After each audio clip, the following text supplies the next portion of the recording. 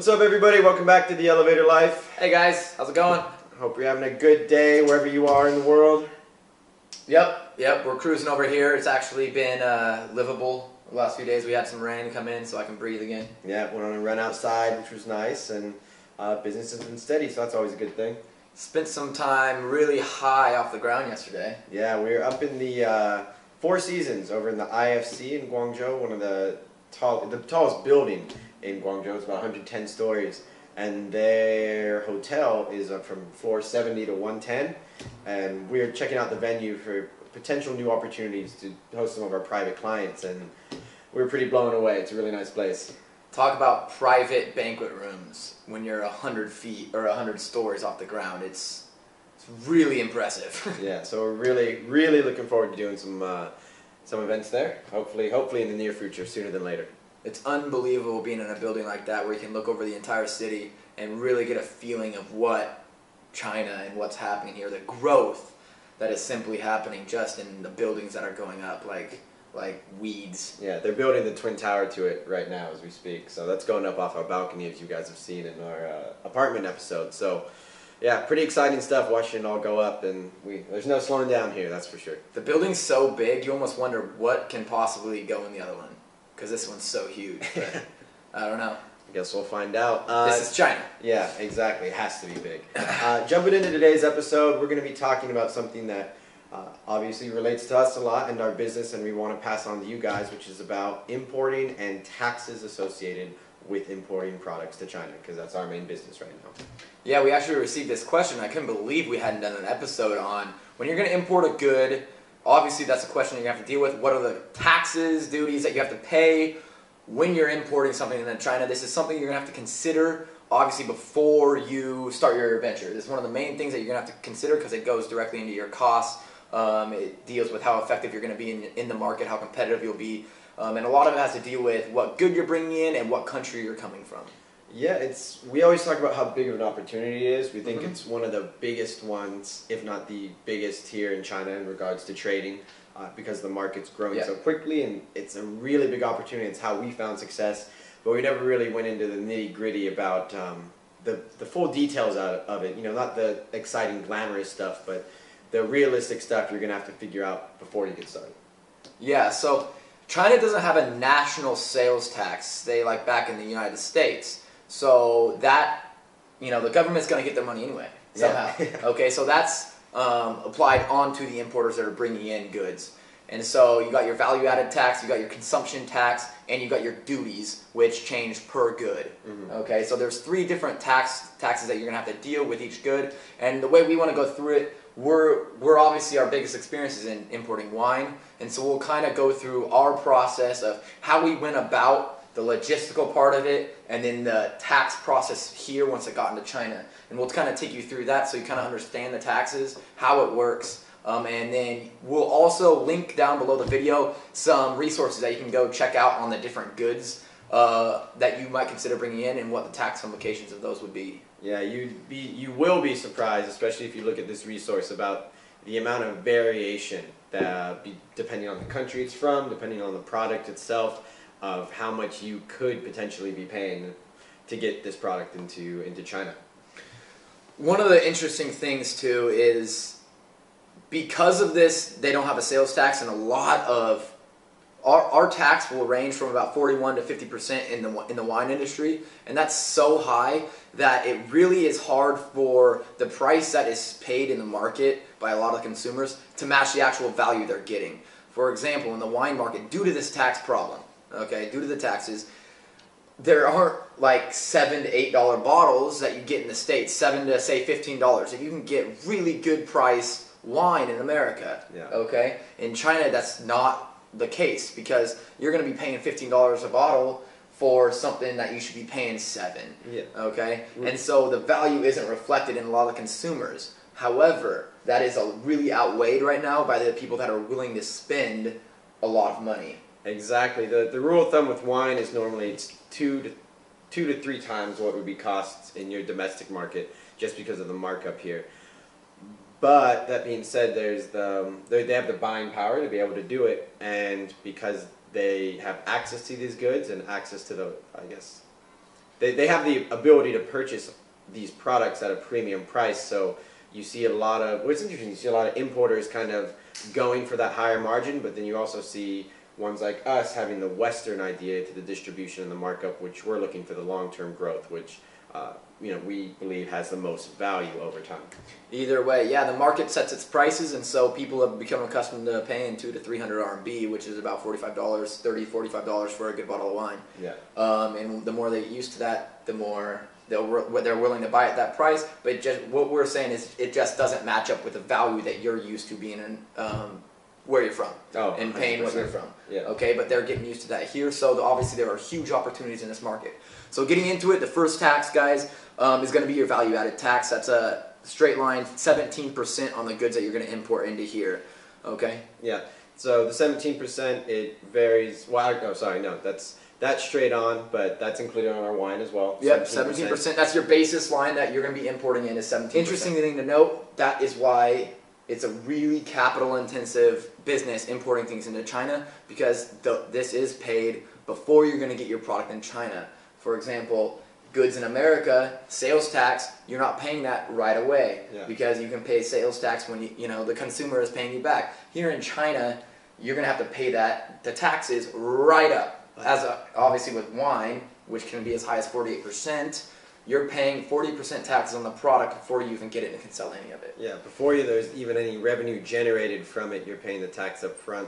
It's also important to notice what he talked about was including cargo, insurance, freight, all together, it's put on top of that. So it's a pretty hefty amount. That 17% can really add up depending on how expensive your goods are and how expensive it was to get there.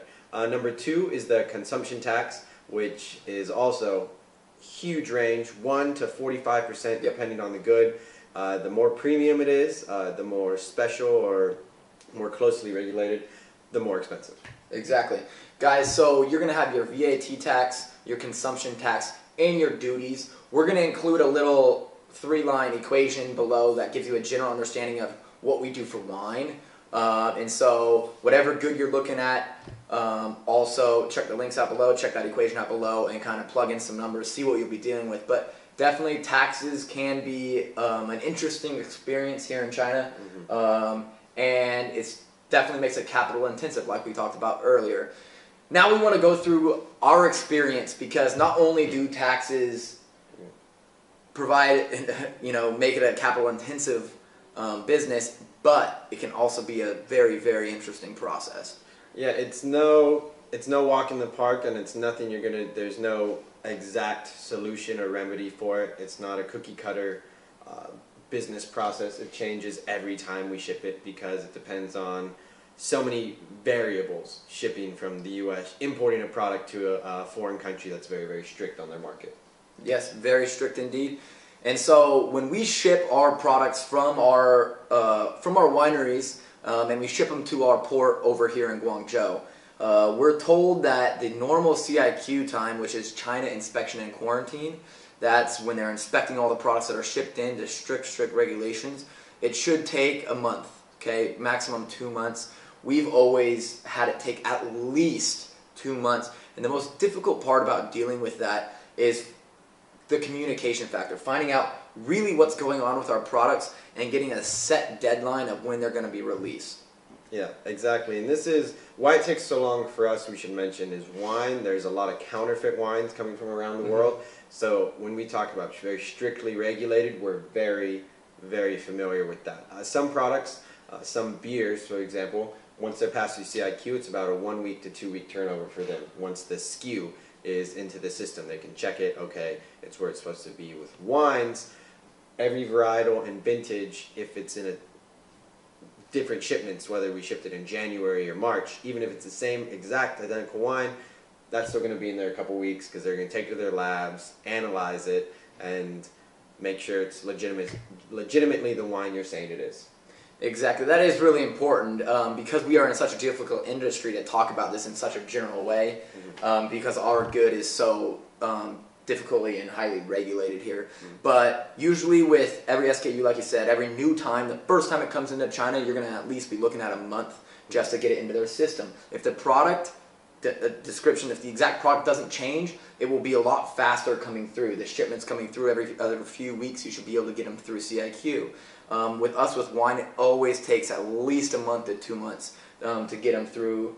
And it really depends on how unique your product is and how many different SKUs you're bringing in. Yeah, exactly. If you're bringing in like one focused product, obviously that'll be a lot smoother than bringing in a whole gamut or slew of various products or vintages or labels, etc. And we talk about different labels because that's what we do with wine. Yep. We do know that it also matters between the trade agreements between countries. Dictates a lot of it, especially on the duties end, because some have free trade agreements while others, quote unquote trade wars, that happen between China and the other countries, they reciprocate how hard the shipping country is to get the product into China. So with the USA and China, obviously there's a lot of trading back and forth, and there's a lot of back and forth on each side, on both sides. So that's why, again, for us, an uphill battle. Yeah, still no beef allowed here. Yeah. But one last thing I do want to say is when your VAT that you're paying up front, that will be deducted on your outgoing VAT when your goods are sold here in China. So whenever you sell something in China, you need to issue a fa for a legal sale. Okay, just like in the States, if you're going to sell something, you have the consumer pay sales tax. That's all kept track of. And so that is well tracked by our import agent here in China as well. So we paid the 17% on the goods here in China, and they track that per go the sales in the domestic market in China. And so that's tracked. So we don't need to pay the VAT again until we've reached the amount that we paid to get it in. So it really a lot depends on how high your margins are on your product. If you have extremely high margins, then once you hit the amount of VAT that you've sold or that you paid to get the product in, you will be severely penalized for going above that. But yeah, so that the benefits of paying right up front do get passed along on your output VAT. But that might be a little complicated to understand. So again, check out the links below. Real quick, fa piao means receipt. It's an official invoice receipt on all goods purchased, as he said. Just, I don't know if we've thrown that out before, but I'll make sure we translated it for you. And yeah, just always remember, importing, great business model, capital intensive, long term. I mean, that's how you really describe it. The taxes are high in China. That definitely affects the market and the shape of the market and what's going on here. And the importing process can be long and painful. It's important to remain patient and to understand it, really understand it. So understand before you undertake anything, make sure you really, really dive into the process.